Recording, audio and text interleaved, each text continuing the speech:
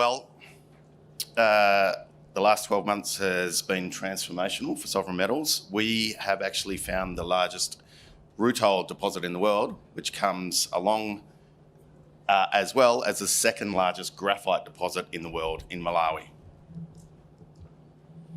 What's rutile? Well, it's the world's purest natural source of titanium, going into the pigment, welding and titanium metal industries, aerospace, etc.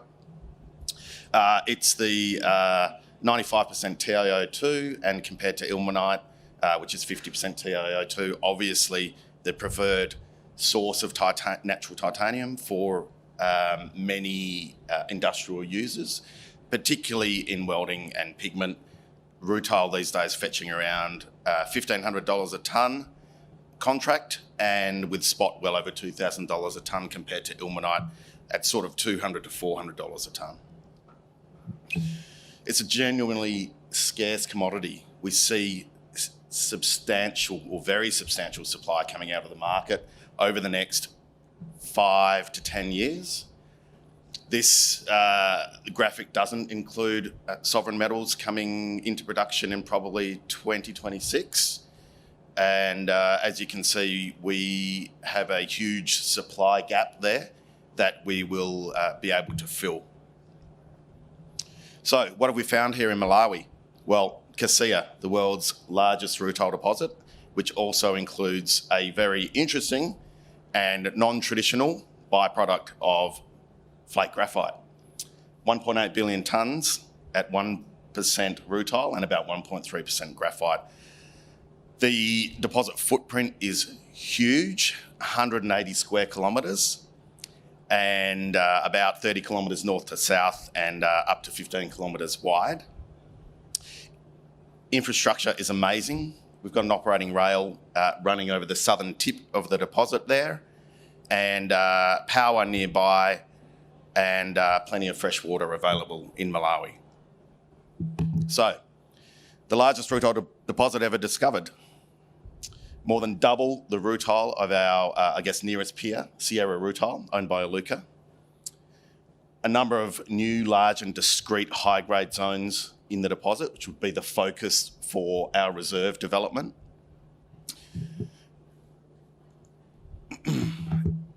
Kasia is also one of the largest flake graphite deposits in the world. Low grade, but substantial tonnages at about 23 million tonnes. And produces a byproduct. It will be the lowest cost graphite producer in the world by a country mile.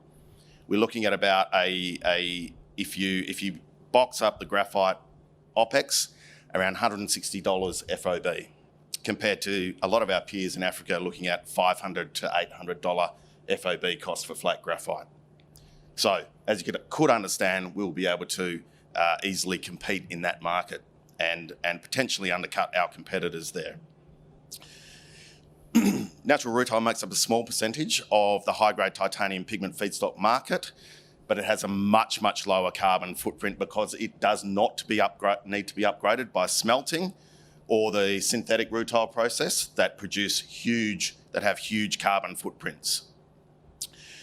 If you use ilmenite to make pigment with the chloride process, the common chloride process, you need to upgrade it, producing huge CO2 outputs, which is then made into synthetic rutile or slag to go into the pigment production. And as you can see on this graphite, our high-grade natural rutile can go straight to chloride pigment production.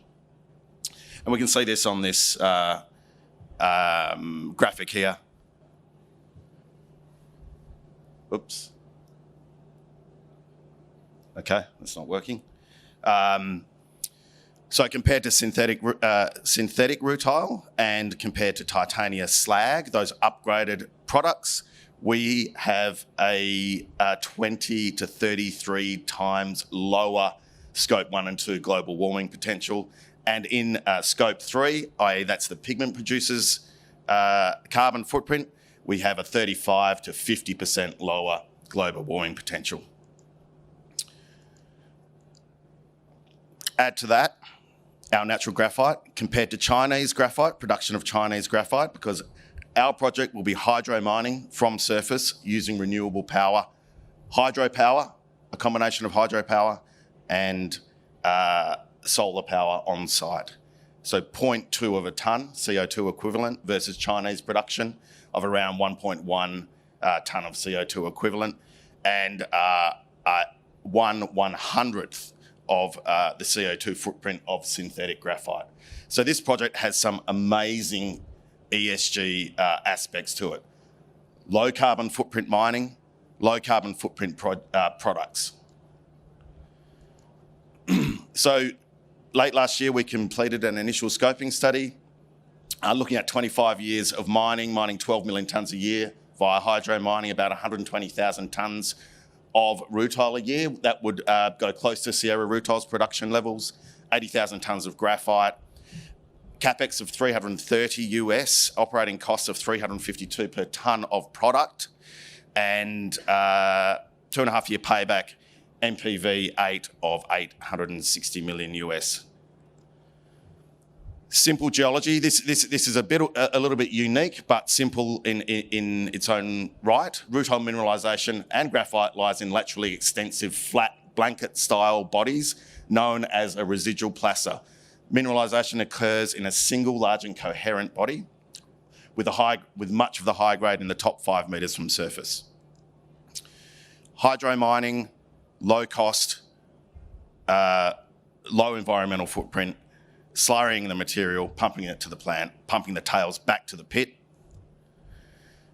Simple processing flow sheet, robust metallurgy confirmed over a number of bulk test work programs. We're able to achieve near 100% recoveries with rutile grades ranging from 95% to 97% TiO2, so premium product specifications.